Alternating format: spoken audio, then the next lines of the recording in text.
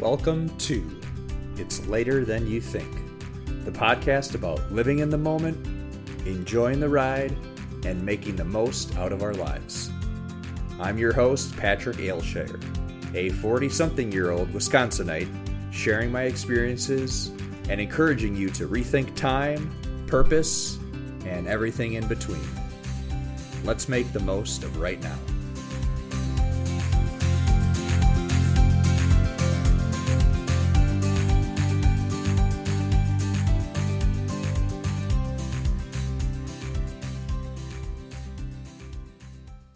Hey, what is going on?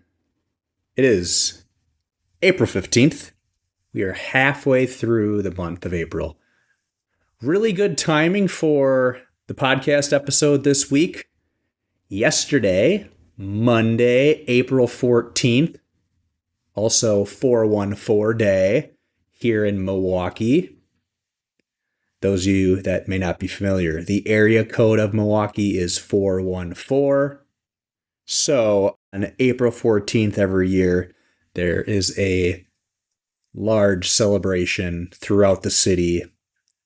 Businesses, bars, restaurants, etc. offer up some sweet deals, a lot of times having to do with the number 414 or perhaps 14. If they had maybe a t-shirt sale for $14.14. You can go ahead and find drinks for $4.14. But it's pretty cool. They do a flag reveal, the 414 flag. There's a lot of entertainment throughout the city. Since it was a Monday this year, some of the businesses were doing something on Sunday or over the weekend. And that leads me to my guest for this week, Maddie from MKE Foodie 414. She is here to talk to us about the local Milwaukee food scene. I hope you enjoy my conversation with Maddie.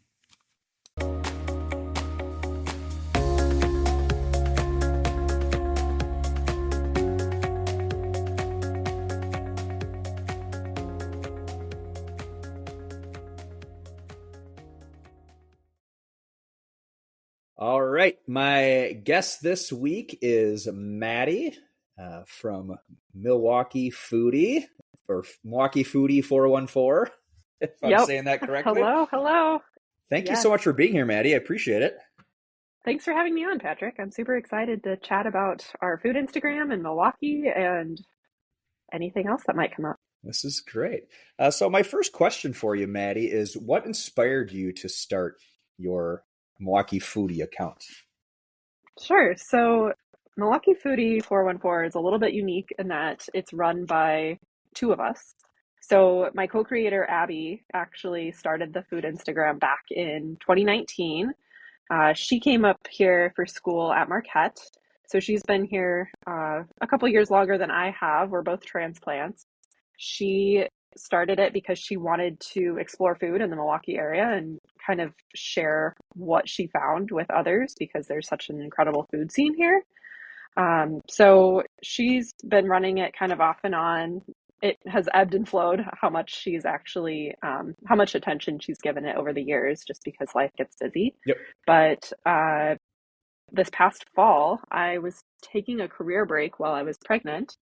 So she actually asked me to help her out with it. She wanted to get back on the wagon and get into it more and really give it a little more nurturing and more attention. So I have background in social media and I work as a marketer. So it seemed like a natural fit and she's one of my best friends. So I decided to jump right in, and she actually got pregnant a few months after my son was born. So we've been not only in the food Instagram journey together, but also parenting as well. So that's kind of fun.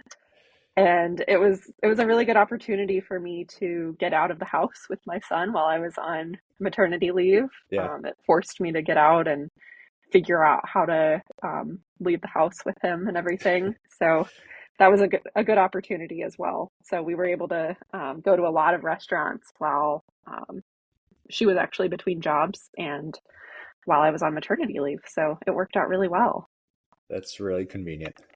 Yeah. And might be a something in, it was say something in the water or something on that account if you two people expecting after logging into Milwaukee Foodie. Yeah, I guess you could say that. But yeah, it's always a little bit shocking, I think, for some of the people at the restaurants when we show up with an infant. So before too much longer, there might be two babies coming with us on some of these. That's awesome. Good. That's good Yeah. stuff. Well, then, how do both of you, or if either of you do these separately, how do you decide what establishments that you'd like to review or like to go and out to eat at? Yeah, so I would say there's a couple of different ways that we decide. So, first of all, obviously, our favorites. Yeah. So, anytime we're at a spot that we love, we always snap pictures, take videos, what have you. So, we're always just going to places that we naturally are at with our friends, with each other, solo. And then we also really like to check out places that are getting a lot of buzz on Instagram, on online, in the news, whatever. Um, because if they're getting a lot of attention, obviously there's got to be some sort of good thing happening there. So we like to check those out and see for ourselves what the hype is all about. We really like to go to new places as well, kind of help get the word out for new business owners. Sometimes people will also ask us to come, so we're always super honored when someone asks us because it makes us feel like, okay, we're doing something right. The kind of content that we're pushing out is getting attention and is high quality enough that others would like us to visit their restaurant and give our honest review. Um, we're never being like paid to endorse a place Okay. or anything like that. So that's something to keep in mind as well. It's always going to be our authentic opinion. We're not going to be working with a brand and having them spoon feed us what to say about it. Yeah. So yeah, does That that I was answer gonna, your yeah, question? I was gonna ask too to follow up, but you kind of alluded to it.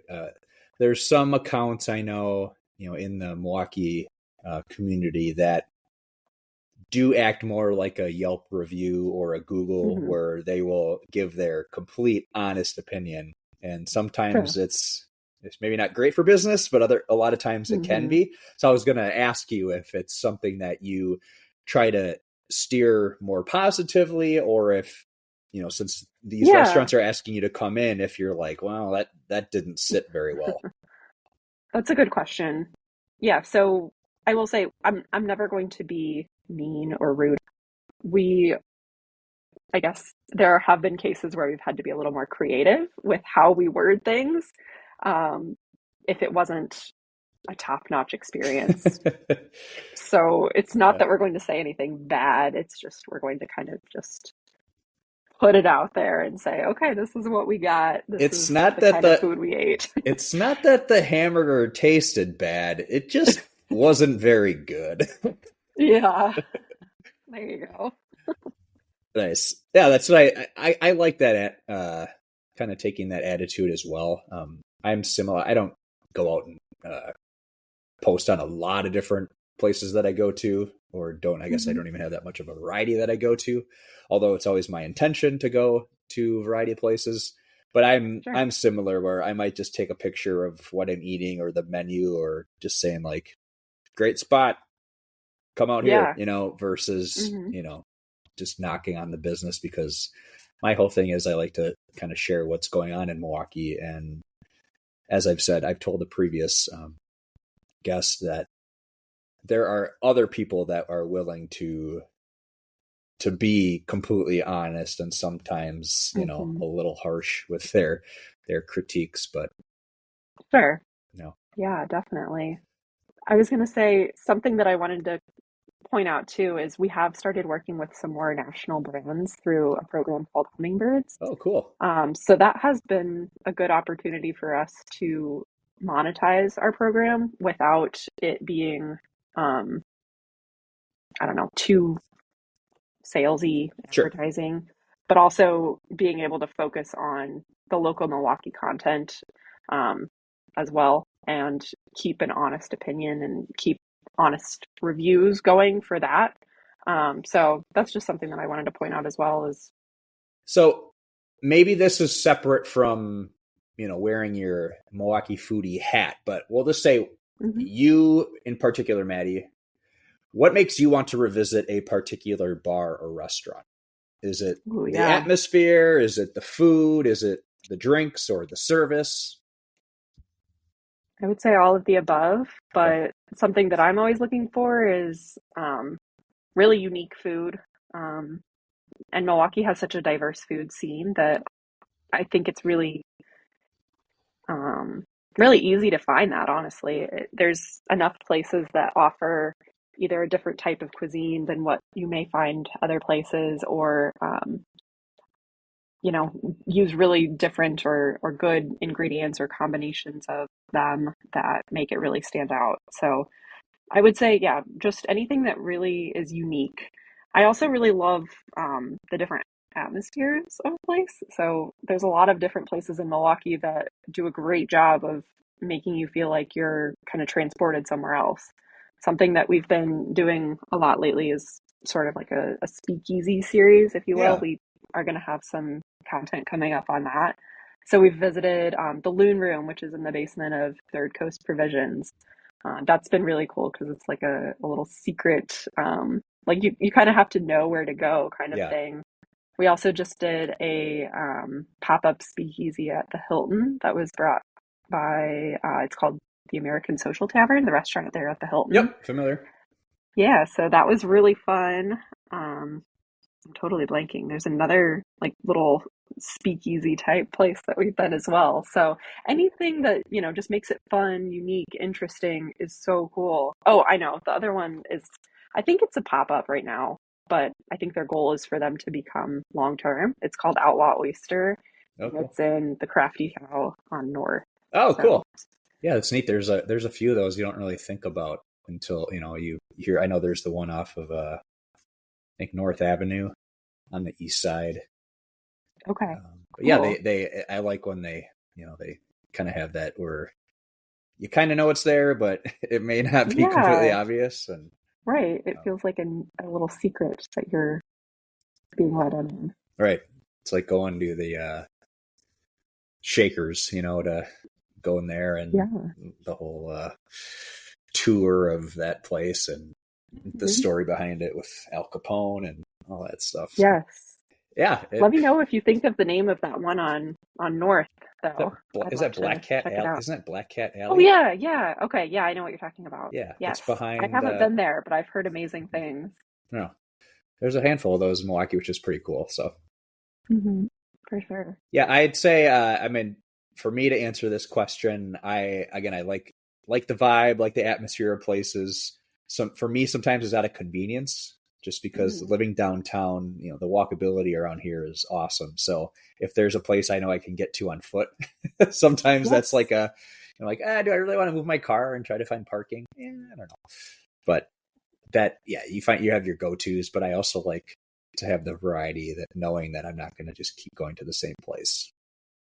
Next Nice. question. What are some of your favorite things to do in Milwaukee? Ooh. So I'm a sucker for any place that has a good beer garden, especially if it's a pet friendly, either inside or outside, because we have a black lab named Clark. So we love to take Clark wherever we can to get him out, and he's just the most chill, easygoing, people loving dog. Love it. So we really, really like to take him out with us whenever we can. And now we've got a baby in tow as well. So if there's a place that is low key enough for us to be able to take him as well, that's great. Um, so yeah, any place like that. I'm always looking for places to walk Clark as well, and now also the baby as well. So any place that has a good trail or path or anything along those lines in the area, I'm always looking for a good place to go walking. I love Lakeshore State Mhm. Park. That's such a beautiful spot with the great view of the lake. and it's got such a nice little prairie plot as well, which is really cool in the city. Mm-hmm. I also really, really love the domes. The Milwaukee domes are so Yeah. fun. I've been there so many times, I can't even count. And every time I always find so many cool plants. I have a lot of house plants myself. So it's always fun to check out all the plants that they have there. What about you? What are your favorite spots? Gosh, well, speaking of the domes, yeah, especially in winter when Hmm. getting Yes, into that right. Because it's tropical so dome. warm. Yeah, I especially when know. you got to get out of the Yes. house, take the kiddo with you, and yeah, that'd be great. Yeah. I also like Lakeshore State Park. I was actually just running out there the other day. Nice. Really cool view over there, and kind of running past Summerfest, and that's a great area. It is. Even dog friendly, I will give a shout out. There's so many great places in Milwaukee, so I don't want to miss one. But I Right. special shout out to Riley's Social House in the I love Third that Ward. place. Yeah, I went to high school with the owner, one of the Oh, owners. really? Yeah, Jess. We actually went to grade school together. Wow. We lived a few houses down from one another, and we're friends in the grade school years, and then we kind of reconnected in high school again, and super happy for her and her husband John for all the success they've Yeah. had in their downtown location, and then also now opening up the Bayview I know. We're in so the excited to check coming that months. out. Yeah, so they do a tremendous job, and again, it's dog friendly, family Hmm. friendly. It's a great spot, and they've got a Good lot going food. on. Really good food, yeah. Hmm. But they've got their darts league, they got their trivia, they play games on the big screen, so it's a great spot. I That's so mean, neat that you know the owner. Small yeah, world, once again. yeah, it's Smallwaukee, right? Uh, It is. Yeah, 100%. I'd say as far as some of my favorite things to do overall, I really like to go check out different coffee shops in the area. Um, Hmm. Milwaukee's got a great variety. There's some They really obviously do. some chains that are in the area. I mean, I even Collectivo. I like Collectivo. The lakefront one is on Lake Memorial. Obviously, it's a Hmm. great spot. Yeah. It's not my favorite coffee. And again, that's a chain technically. Even there's a few in Hmm. Milwaukee, but I really like going to places that are new or that have a different kind of feel to it. So whether it's like Discourse, Yes. um, the MSOE one is cool, and then even the Radio Milwaukee now is a great spot. Hmm. You know, I love Discourse. They have really, really good drinks. they do, yeah, and that's a cool spot. And then their agency, which is the hybrid cocktail Okay. lounge that Yes. they Yeah. started as well. That's here on kind of an East Town area. So, and that's becoming really really popular. So Yeah, it's even getting some national attention since it's yeah, technically like the first truly hybrid correct. cocktail lounge, Yeah, which is amazing. We've yeah. had that on our list for a while as well Okay. because we're doing like a mocktail series, what Yeah. with both Oh, of us nice. having been pregnant lately. So Sure. it's been good to check those out. That's awesome. I'll have to actually look at that as well. Yeah, Yeah, I gave up drinking about 11 months ago, so it's been fun to just see what awesome. other areas, what places in Milwaukee have started to expand their menu and offer more, Yes. not only mocktails, but NA beverages. Hmm. And Yeah, I it's would, getting so widespread. it Yeah, is, it's it is. I great. mean, even the local places, I'll say in Milwaukee here, but then even your big brands like your Total Wine and your grocery Hmm. stores, they're really starting to expand on that, which is really cool. And one thing I will say for Milwaukee based restaurants and bars, I think there's a lot of them are doing a good job as far as listing on their websites or on their Facebook Hmm. pages about what they have. But there's some places that I would say should probably really look into that and having it on their website menu, because when I'm looking to go out and have a Hmm. mocktail or NA beer, I'm gonna sometimes look at your website and say, do I even go in there? Because if the bartender looks to me and is like, oh, I got one option, or Yeah. we don't have anything to make that, I'm probably gonna just Hmm. go somewhere else. Um, Right. I just think it's a good idea. It's good practice to list those, have those on your website as well. I agree, and I can totally relate because when I was pregnant, it was, like you want to feel like you're a part of it. You want to feel like you are able to have Hmm. a fun beverage, even if you're not imbibing. Yep. So yeah, I've totally looked places up before on their websites, and it really does. It makes a big Mhm. difference. And I will say there are more and more places that are where mainstream, where mocktails are becoming more mainstream, are actually on their menu. Or there's been a couple of places where we've visited that have a true actual mocktail menu. Yep. Um, we really, really liked Saffron. They had an awesome mocktail menu, and they did a series for Dry January, which was really, really delicious. But yeah, there's so many places that are starting to incorporate that, which I think Hmm. is really important for whatever reason that you're not drinking. Yeah, and it's not on the back page necessarily. It's a Yeah. part of it's kind of up in front and center. That are Hmm. listed. So that's pretty neat that they're doing that. It is. So let's switch gears again. Okay. What needs to happen to make Milwaukee an even better place to live? Hmm. Okay. I don't want to like get on my soapbox or Oh, anything like please do, please that. do. Something that drives me nuts about Milwaukee, and I think a lot of other people too, is the driving. Oh, It's so I bad. knew you were going to say that because that's what I was going to say. Yeah, I think it's not a contested thing. It's pretty well known that people drive insane here. I'm from a more rural area, so I mean, to begin with, it was a little bit more of a shock moving to Milwaukee and, being in a more urban area. But on top of that, people are just nutty when it comes to driving. Like the Milwaukee slide that they do where they will Hmm. sneak up Yep. beside you at a stoplight and go around drives me insane. We live on a street that has a 30-mile-an-hour speed limit. People regularly go at least 50 down that road. So our alderman has really been pushing to try to get, speed humps, different signage to try to get people to go more slowly down our road. But yeah, just throughout the city, people are crazy. So if we could find a way to make the driving a little safer, that would be amazing, and Yeah, I think would be to everyone's benefit in the city. I completely agree, and I think the city itself is doing a better job with addressing Hmm. that. Way they've, especially downtown, they have Yeah. done a lot of street remodels as far as putting in the bike lanes and separate, Yep. and they are putting the bump outs in to avoid the Milwaukee slide, and to so people Right. have to actually, you have to kind of go in the center to take a right turn, and that's smart. Yeah. I mean, is it going to alleviate everything? Probably not, but I think it will at least you know give people the idea that, like, okay, this is not going to fly here. And I just, Yeah. sometimes when all this stuff happens, I do look around, and again, this is not a knock on police at all, but like, Hmm. where are you?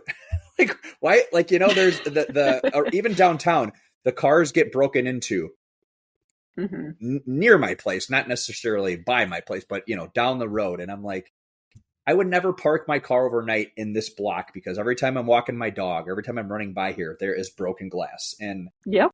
it's just, I get it. My and I, husband's car was stolen last summer, so I get it.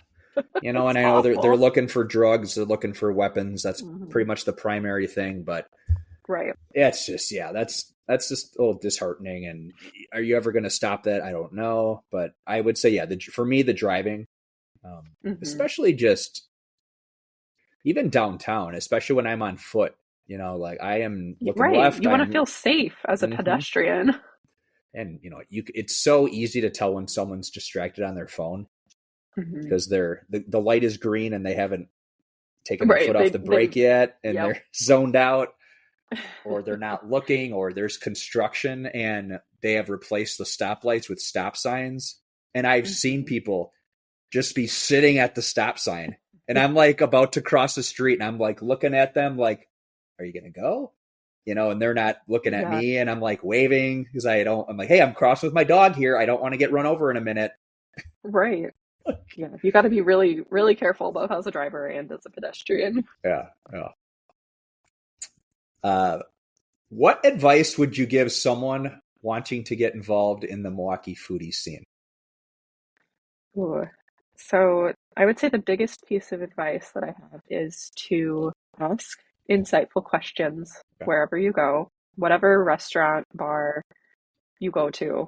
Ask the people that are serving you, ask the owner, the manager, whatever person that you come across there. Just ask them a simple question because a lot of times you're going to run into people who are super, super passionate about their food, and have a lot of neat things to share with you about why they cook this, why they serve this, why it's on their menu. And on top of that, we've just encountered so many people with incredible stories whenever we've visited different restaurants for the food Instagram. And it's so inspirational. It's so awesome to hear about people who have, had different adversities and settled on owning a restaurant in Milwaukee, or have really, really amazing values that they're trying to instill in their business, and, just trying to do the best for their employees. And yeah, it's really cool if you just ask even a single question, what you can learn. That's great. It's good Yeah. advice. Again, you can learn more than you even thought you were going to by just Oh, totally. being curious. That's a good life lesson, I think, overall. Yeah. And Learn I think more. a lot of the restaurant people really appreciate that too, because I think whether you're a food Instagrammer or just someone eating there, it can get really monotonous. And they're used to just kind of serving the food, making the food. Like, I Yep. think that they do want to share their stories. So um, they're always willing and happy to talk to you. I think that helps give you a more empathetic lens too about, maybe the struggles that they've gone through and, owning or working at in the service industry itself Hmm. is not an easy task. And No. I think that can really help out too. And the more places you go to, I'm sure you see this a lot, is that you see kind of how different places are operating, how they're run, maybe how Hmm. they treat their staff and how the staff Yes. treats the patrons. And I think you can gain a lot from that.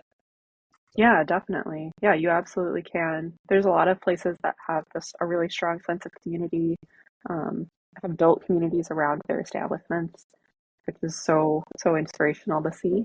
yeah. Um, so, yeah. Well, your account has over 5,000 followers last time I checked, and I have not done a complete Yeah. deep dive on your page, but I did see that, and Okay. that number stuck out, which is incredible. Um, Thanks. I want to give you a moment to, feel free to plug Milwaukee Foodie, and Okay. maybe feel free to share anything you'd like about those interested in following along or what they can expect on your page. Yeah. So, I'm not going to take all the credit. Obviously, I joined this Milwaukee Foodie journey a little later in the game, but Mhm. now that I am in it with my co-creator Abby, it's the two of us. You're gonna kind of get a good mix of both of us. Abby is on the side where she's communicating with the different brands, businesses, restaurants, any of the communication and outreach. She handles that, whereas I'm more on the content side of things. So we've got that split going on. So um, it's a little bit of both of our personalities. But if anyone is interested in following along, we do a lot of things in the Tosa area because that's where we are located ourselves, but we also go all over the city. So, like I said earlier, just any place that we are interested in visiting ourselves, we're always going to check out. Any place that invites us to give it a try, we're going to go there as well. So it's really a wide range of different places that we visit. So um, I would say anything from breweries to we've been to a lot of Indian restaurants Yep. lately. Let's see what else. We've done bakeries. We've done uh, you know, the pop-ups that I was telling you about earlier, Yeah. speakeasies. So there's all sorts of different places that we are always checking out. If anyone is interested in collaborating with us, if there's a place that you feel like we should visit, let us know. If you are a business or a brand that you want to work with us, we're always happy to come check you out and let others know what we think of your food or drinks. So yeah, there's a lot of opportunities to follow along with our journey. Very cool. Well, Maddie, I want to thank you very much for spending some time with us today. This has been amazing. Yeah, thank you, Patrick. I really appreciate the opportunity to come on. This was really fun talking Good. about all things Milwaukee. You got it.